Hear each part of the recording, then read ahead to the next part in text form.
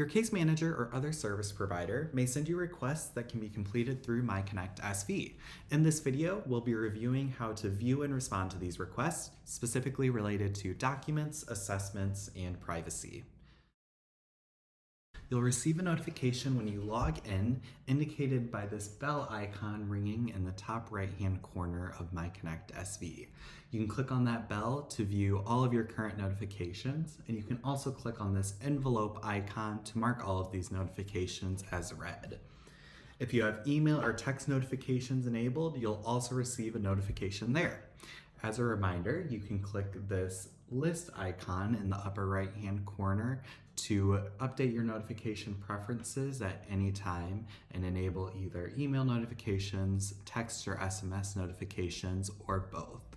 You can also click the notifications bar here to review a full list of current and past notifications that have been received. Let's start with the documentation request. We can access this request either going through our notifications here or by directly clicking on Documents on the left pane here. After doing so, we'll see a banner at the top letting us know that we have received a request to upload a new finances and income document or the type of document that your provider has requested. We can click on this banner to upload the new document that has been requested.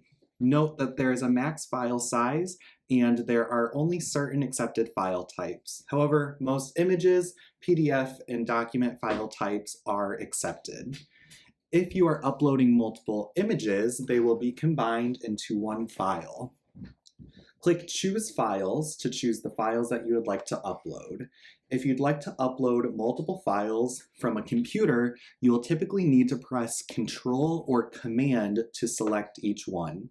If you are on a mobile device, you should also be able to select multiple images to upload. However, this will depend on the device that you are using. Reach out to a care team member or provider if you need more help with this. After selecting the files you want to upload, click Open. You'll see them here that you have selected, and then you can click Submit. You will receive one reminder that once the document is submitted, you'll no longer have access to edit the document, and asking you to please confirm that you would like to proceed with uploading this document. As a reminder, once you upload the document, it will be visible to members of your care team and other providers to see within Clarity HMIS. So be sure not to upload any documents that you wouldn't want any providers in the community to see. Click Confirm. And after processing, you will see the file added to your list of documents here. You can then click that file to view the file that you have submitted. You can also submit a document at any time without waiting for a provider to request it to you by clicking New Document here. After doing so, you'll select the document category and type that you want to upload, and you'll choose the file or files that you want to upload in the exact same way. The assessments feature is very similar and allows you to quickly complete assessments that have been requested by your providers. When a provider requests an assessment, you'll receive a notification. You can click directly on that notification bar there to complete the assessment.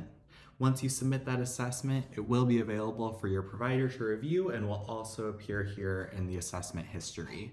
You can review your previous assessments, but it's important to note that you can't edit any of those previously submitted assessments. The final request type that we will talk about today that you may receive from a provider is related to privacy or release of information. A release of information, or ROI, means that you have consented to share information about yourself within the Homeless Management Information System, or HMIS, in Santa Clara County. If you have a MyConnectSV account, this means that you have signed at least one release of information, or ROI, in the past. You should be able to view your release of information, or ROI, history on this Privacy tab, and you can click the PDF tab here to open up your previous release of information or ROI that you have signed to review it.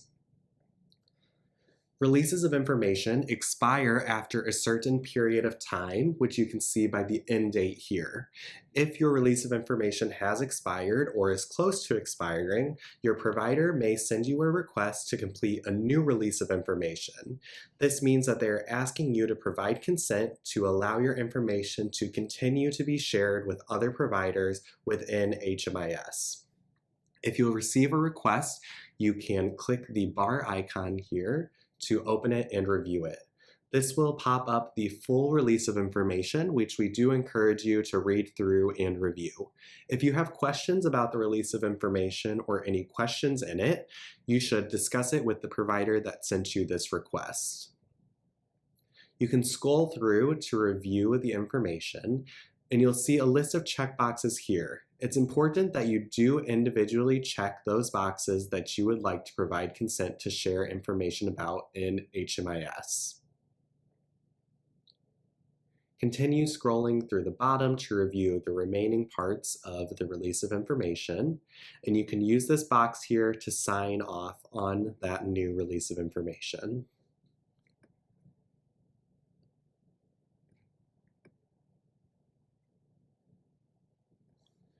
Click Sign to save that signature, and then finally click this Save button here to save that new release of information. Please note that it is not possible at this time to revise or revoke a release of information that you have previously submitted, so if you would like to do so, you will need to message and contact one of your service providers.